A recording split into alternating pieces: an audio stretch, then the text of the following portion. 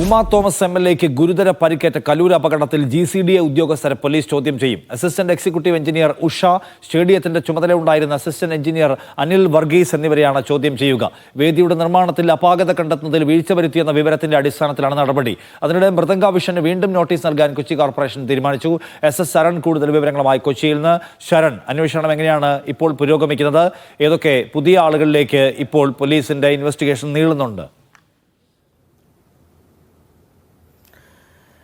നിഷാദ്, തുടക്കം മുതൽ തന്നെ അതായത് ഈ ഉമാ തോമസ് MLAക്ക് പരിക്ക് പറ്റിയ അപകടവുമായി ബന്ധപ്പെട്ട് തുടക്കം മുതൽ തന്നെ രണ്ട് രീതിയിലുള്ള ആക്ഷേപമാണ് ഉയർന്നിരുന്നത്. ഒന്ന്, ഈ സംഘാടകർക്ക് വീഴ്ച പറ്റിയതിനൊപ്പം തന്നെ GCDAക്കും ഇക്കാര്യത്തിൽ വീഴ്ച പറ്റിയെന്നുള്ളായിരുന്നു പരാതി. എന്നാൽ ഇതിൽ പോലീസോ GCDയോ ഒന്നും തന്നെ അന്വേഷണം നടത്താനോ നടപടിയെടുക്കാനോ ഒന്നും തന്നെ തയ്യാറായിരുന്നില്ല. അതിന് പിന്നാലെയാണ് ഇന്നലെ വളരെ പ്രധാനപ്പെട്ട ഒരു പരാതി വിജിലൻസ് SP-ക്ക് ലഭിക്കുന്നത്. അതിൽ പ്രധാനമായും പറഞ്ഞിരുന്നത് നേരത്തെ ഈ അപേക്ഷയുമായി, അതായത് മൃദംഗവിഷനാണ് ഈ സ്റ്റേഡിയം വിട്ടു നൽകണം, നൃത്തപരിപാടിക്ക് വിട്ടു നൽകണമെന്ന് ആവശ്യപ്പെട്ടുകൊണ്ട് GCDയെ സമീപിക്കുന്നു. അങ്ങനെ അപേക്ഷ വന്നതിന് പിന്നാലെ തന്നെ GCDAയിലെ എസ്റ്റേറ്റ് വിഭാഗം ശക്തമായി എതിർപ്പ് പ്രകടിപ്പിച്ചിരുന്നു. കാരണം ഇത് ബ്ലാസ്റ്റേഴ്സുമായി കരാറിൽ ഏർപ്പെട്ടിരിക്കുന്ന ഒരു സ്റ്റേഡിയമാണ്.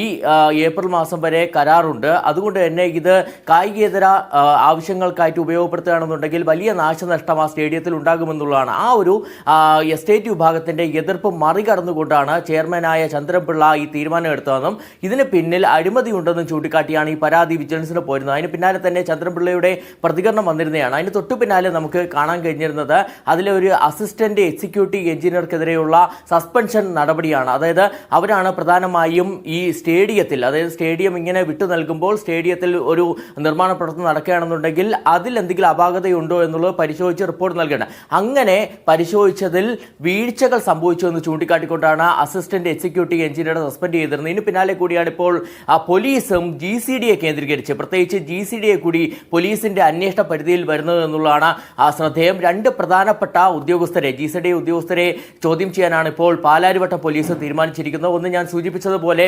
Assistant executive എഞ്ചിനീയറായ ഉഷയാണ്. ഉഷയ്ക്കാണ് കൃത്യമായ റോൾ ഉള്ളത്. അതായത് സ്റ്റേഡിയത്തിൽ നിർമ്മാണ പ്രവർത്തനങ്ങൾ നടക്കുമ്പോൾ അത് അപാകതയുണ്ടോ എന്നുള്ളത് പരിശോധിച്ച് റിപ്പോർട്ട് നൽകേണ്ടത് ഉഷയാണ്. അതിൽ വീഴ്ച വരുത്തിയെന്നുള്ള ഒരു അനുമാനത്തിന്റെ അടിസ്ഥാനത്തിലാണ് ഉഷയെ ചോദ്യം ചെയ്യാൻ തീരുമാനിച്ചിരിക്കുന്നത്. ഇതോടൊപ്പം തന്നെയാണ് ആ സ്റ്റേഡിയത്തിന്റെ ചുമതല, ആ ദിവസങ്ങളിൽ സ്റ്റേഡിയത്തിന്റെ ചുമതല ഉണ്ടായിരുന്ന അസിസ്റ്റന്റ് എഞ്ചിനീയറായ അനിൽ വർഗീസിനെയും ചോദ്യം ചെയ്യാൻ തീരുമാനിച്ചിരിക്കുന്നത്. ഇവർക്ക് ഉടൻ തന്നെ നോട്ടീസ് നൽകുമെന്നുള്ളതാണ് പാലാരിവട്ടം പോലീസ് പറയുന്നത്. എന്തായാലും എന്ത് അടിസ്ഥാനത്തിലാണ് ഇവർ രണ്ടുപേരും അനുമതി നൽകിയത്, അതായത് ഇവർ ഇത്തരത്തിലൊരു ആക്ഷനിലേക്ക് പോയെന്നുള്ളതാണ് പോലീസ് ഇപ്പോൾ പ്രധാനമായും അന്വേഷിക്കുന്നത്. എന്തെങ്കിലും സാമ്പത്തിക നേട്ടങ്ങൾക്ക് വേണ്ടിയാണോ ഇത്തരത്തിലൊരു അനുകൂലമായിട്ടുള്ള മൃദംഗവിഷന് അനുകൂലമായ റിപ്പോർട്ട് നൽകിയെന്നുള്ള കാര്യത്തിലാണ് ഇപ്പോൾ പ്രധാനമായും അന്വേഷണം പുരോഗമിക്കുന്നത്. മറ്റൊരു പ്രധാനപ്പെട്ട കാര്യം കൊച്ചി കോർപ്പറേഷന്റെ പുതിയ നടപടിയാണ്. അതായത് നേരത്തെ മൃദംഗവിഷനെതിരെയുള്ള ചില പ്രധാനപ്പെട്ട കണ്ടെത്തലുകൾ കൊച്ചി കോർപ്പറേഷൻ നടത്തിയിരുന്നതാണ്. മൃദംഗവിഷൻ പറഞ്ഞിരുന്നത് യാതൊരുവിധ തുകയും പിരിക്കാതെ സൗജന്യമായിട്ടാണ് ഈ പരിപാടി നടത്തിയെന്നുള്ളതാണ്. പക്ഷേ അങ്ങനെ സൗജന്യമായിട്ടല്ല പരിപാടി നടത്തിയെന്നും ഈ ടിക്കറ്റ് വരുമാനത്തിലടക്കം 3.5 കോടി രൂപ പിരിച്ചെടുത്തു എന്നുള്ളത് കോർപ്പറേഷൻ കണ്ടെത്തിയതാണ്. അതുകൊണ്ട് തന്നെ വിനോദ നികുതി അടയ്ക്കാത്തതിനും ഒപ്പം തന്നെ അനധികൃതമായിട്ട് അനുമതിയില്ലാതെ സ്റ്റേജ് നിർമ്മിച്ചതിനും നോട്ടീസ് കോർപ്പറേഷൻ നൽകുകയും ചെയ്തിരുന്നു. കഴിഞ്ഞ മാസം ഇപ്പോൾ എറണാകുളം DCC പ്രസിഡന്റ് മുഹമ്മദ് ഷിയാസ് നമ്മോടൊപ്പം ടെലിഫോൺ ലൈനിലുണ്ട്. ഷിയാസ്, ഇപ്പോൾ GCDA ഉദ്യോഗസ്ഥരെ കൂടി ചോദ്യം ചെയ്യാൻ പോവുകയാണ്. ഈ സ്റ്റേഡിയത്തിന്റെ ചുമതല ഉണ്ടായിരുന്ന ആളോട് സ്റ്റേജ് നിർമ്മിക്കുമ്പോൾ എന്തുകൊണ്ട് അത് പരിശോധിച്ചില്ല, സുരക്ഷാ പരിശോധനയുടെ കാര്യത്തിൽ എന്തുകൊണ്ട് വീഴ്ച വരുത്തി, മതിയായ നടപടിക്രമങ്ങൾ പൂർത്തിയാക്കാതെ എങ്ങനെ കൊച്ചി സ്റ്റേഡിയത്തിൽ ഈ പരിപാടി നടത്താൻ അവർക്ക് കഴിഞ്ഞു എന്ന കാര്യത്തിലാണ്. അപ്പോൾ ഇതിനകത്ത് ഇത് ഉദ്യോഗസ്ഥർ പ്രത്യേകമായ താല്പര്യം മൃദംഗാവിഷനോട് കാണിച്ചു എന്നാണോ നിങ്ങൾ മനസ്സിലാക്കുന്നത്, അതോ ഈ മേൽത്തട്ട് താല്പര്യം ഉദ്യോഗസ്ഥർ വഴി പ്രവർത്തിച്ചു എന്നാണോ? ആദ്യം ചോദ്യം ചെയ്യേണ്ടത് കോർപ്പറേഷൻ മേയർ അനിൽകുമാറിനെയും അതുപോലെ തന്നെ GCDA ചെയർമാൻ ചന്ദ്രൻപിള്ളയെയുമാണ്. ഉദ്യോഗസ്ഥന്മാരെയല്ലോ. ഉദ്യോഗസ്ഥന്മാർ കഴിഞ്ഞ ദിവസം പറഞ്ഞല്ലോ, ഇത് ഞങ്ങളുടെ താല്പര്യമല്ല, കാരണം ഇത് താല്പര്യമെടുത്തത് GCDA ചെയർമാൻ K. ചന്ദ്രൻപിള്ളയാണ്. അദ്ദേഹമാണ് ഈ സ്റ്റേഡിയം വിട്ടുകൊടുക്കാനുള്ള താല്പര്യം. സ്വാഭാവികമായും ബ്ലാസ്റ്റേഴ്സിന്റെ കളി നടക്കുകയാണ്.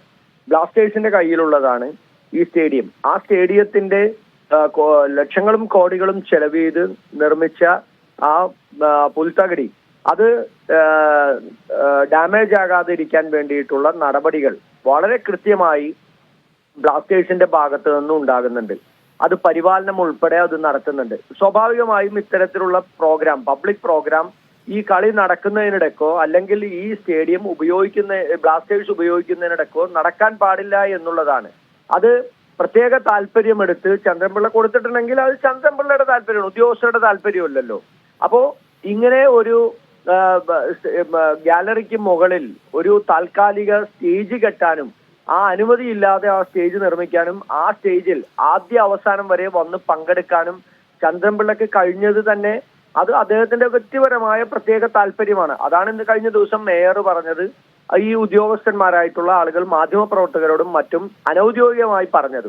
അപ്പൊ ആദ്യം ചോദ്യം ചെയ്യേണ്ടത് ചന്ദ്രൻപിള്ളയാണ്. അവരുടെ താല്പര്യമാണ് ഇതിനകത്ത് സംരക്ഷിക്കപ്പെട്ടത്. ഇത് ചന്ദ്രൻപിള്ളയുടെ മാത്രം താല്പര്യമല്ല. കാരണം ഈ ഓസ്കാർ വിഷൻ എന്ന് പറയുന്നതും അതുമായി ബന്ധപ്പെട്ട് നിൽക്കുന്ന ആളുകളും CPM-ഉമായി ഏറ്റവും അടുത്ത് നിൽക്കുന്ന ആളുകളാണ്. CPM-ന് ഏറ്റവും വേണ്ടപ്പെട്ട ആളുകളാണ്. സ്വാഭാവികമായും ഉത്തരവാദിത്തപ്പെട്ട നേതാക്കന്മാർ, മന്ത്രി റിയാസിനെ പോലെയുള്ള ആളുകൾ, അനൂപ് ഡേവിസ് കാടയെ പോലെ തൃശ്ശൂരിലെ 9 പ്രാവശ്യം എൻഫോഴ്സ്മെന്റ് ഡയറക്ടറേറ്റ് ചോദ്യം ചെയ്ത ഒരു ഏരിയ സെക്രട്ടറിയാണ്. അവരുൾപ്പെടെയുള്ള ആളുകളാണ് ഇതിന്റെ പിന്നിൽ പ്രവർത്തിക്കുന്ന ആളുകൾ. അതിന്റെ മുന്നിലേക്ക് ഭാരവാഹികളായി വന്നില്ല എന്നുള്ളത് മാത്രമേ ഉള്ളൂ. അപ്പൊ ഇവരുടെയൊക്കെ ഈ ഓസ്കാറിന്റെ ജനീഷ് ഉൾപ്പെടെയുള്ള സ്ഥാപനങ്ങളിൽ അവരുടെ റിസോർട്ടുകളിലെല്ലാം വന്നു പോകുന്ന താമസിക്കുന്ന ആളുകളെല്ലാം CPM MP ഗോവിന്ദനെ പോലെയുള്ള ആളുകൾ അവരാണ് വന്നു പോകുന്നത്. സ്വാഭാവികമായി അത്തരത്തിൽ ബന്ധമുള്ള ആളുകൾ അവരുടെ ഒരു സമ്മർദ്ദങ്ങൾക്ക് വിധേയമായി ഒരു GCDA ചെയർമാൻ അത് ചെയ്തു. സ്വാഭാവികമായും ഇന്നലെ ചോദിച്ച ഒരു ചോദ്യം ഉണ്ടല്ലോ എല്ലാവരും, GCDAയുടെ വാടക 8 ലക്ഷം രൂപ ഒരു ദിവസത്തേക്ക്. സ്വാഭാവികമായി ഇത്തരത്തിലുള്ള പരിപാടികൾ എങ്ങനെയാണോ 9 ലക്ഷം രൂപ വാടകയാക്കി? അതിനെന്താണ് മാനദണ്ഡം? ആ മാനദണ്ഡമൊന്നുമില്ല. അപ്പൊ എനിക്കിഷ്ടമുള്ളത് വാങ്ങിക്കാം, ചെയർമാൻ ഇഷ്ടമുള്ളത് വാങ്ങിക്കാം. അതിനുശേഷം ഇന്നലെ GCDAയുടെ ബോർഡ് കൂടുകയും സ്വാഭാവികമായും അത്തരത്തിലുള്ള ആലോചനകളോ ഒന്നുമില്ലാതെ ഇപ്പൊ ഒരു അപകടം ഉണ്ടായപ്പോഴല്ലേ ഞാനും നിങ്ങളും ഇതെല്ലാം അറിയുന്നത്. സ്വാഭാവികമായും ഇത്തരത്തിലുള്ള കാര്യങ്ങൾ അറിയാതെ പോകുന്ന എത്രയോ കാര്യങ്ങളുണ്ട്. GCDA നടത്തുന്ന അല്ലെങ്കിൽ കോർപ്പറേഷൻ നടത്തുന്ന എത്രയോ കാര്യങ്ങളുണ്ട്. അപ്പൊ ഇത്തരത്തിലൊരു അപകടം ഉമാ തോമസിന് ഉണ്ടായപ്പോഴാണ് ഇതെല്ലാം നമ്മുടെ ശ്രദ്ധയിൽ വന്നത്. സ്വാഭാവികമായും ഇതിനകത്ത് ഉത്തരവാദികൾ GCDA, രണ്ടാമത്തേത് കോർപ്പറേഷൻ എങ്ങനെയാണ് ഈ ഉത്തരവാദിത്വത്തിൽ നിന്ന് പിന്മാറാൻ കഴിയുന്നത്? കോർപ്പറേഷന്റെ എഞ്ചിനീയറിംഗ് വിഭാഗം, കോർപ്പറേഷന്റെ ഹെൽത്ത് ഡിപ്പാർട്ട്മെന്റ്, റവന്യൂ ഡിപ്പാർട്ട്മെന്റ് ഒരു വർഷക്കാലത്തിലധികമായി ഇതിന്റെ ഒരു വലിയ പ്രചരണം നടത്തി ഈ കുട്ടികളിൽ നിന്ന് പണം പിരിക്കുന്നു. രണ്ടാമത് ഗാലറിയിൽ ഈ കുട്ടികളുടെ ഈ പെർഫോമൻസ് കാണാൻ വരുന്ന മാതാപിതാക്കളിൽ നിന്ന് ഏറ്റവും ദൂരെയുള്ള ചെയറിന് 149 ഏറ്റവും അടുത്തിരുന്ന് കാണുന്നതിന് വേണ്ടി 299 രൂപയും പണം പിരിക്കാൻ എങ്ങനെയാണ് കഴിയുക? അപ്പോൾ കോർപ്പറേഷൻ അധികാരികൾ ഇതറിഞ്ഞിട്ടും GCDA ഉദ്യോഗസ്ഥന്മാർ ഇതറിഞ്ഞിട്ടും ഉത്തരവാദിത്തപ്പെട്ട ആളുകളെ അറിയിച്ചില്ല എന്ന് പറഞ്ഞാൽ അവരുടെ ലാപ്സാണിത്.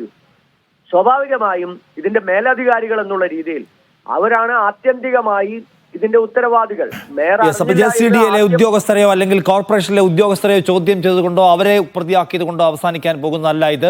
ഇതിനകത്ത് രാഷ്ട്രീയ താല്പര്യം, മേൽത്തട്ട് രാഷ്ട്രീയ താല്പര്യം പ്രവർത്തിച്ചു. അതിന്റെ വെറും നടത്തിപ്പുകാർ മാത്രമായിരുന്നു ഉദ്യോഗസ്ഥർ. അതുകൊണ്ട് GCDA ചെയർമാനെയും കോർപ്പറേഷൻ മേയറെയുമാണ് ആദ്യം ചോദ്യം ചെയ്യേണ്ടത് എന്ന് പറയുകയാണ് എറണാകുളം DCC മുഹമ്മദ് ഷിയാസ് DCC പ്രസിഡന്റാണ് നമ്മോട് പ്രതികരിച്ചത്.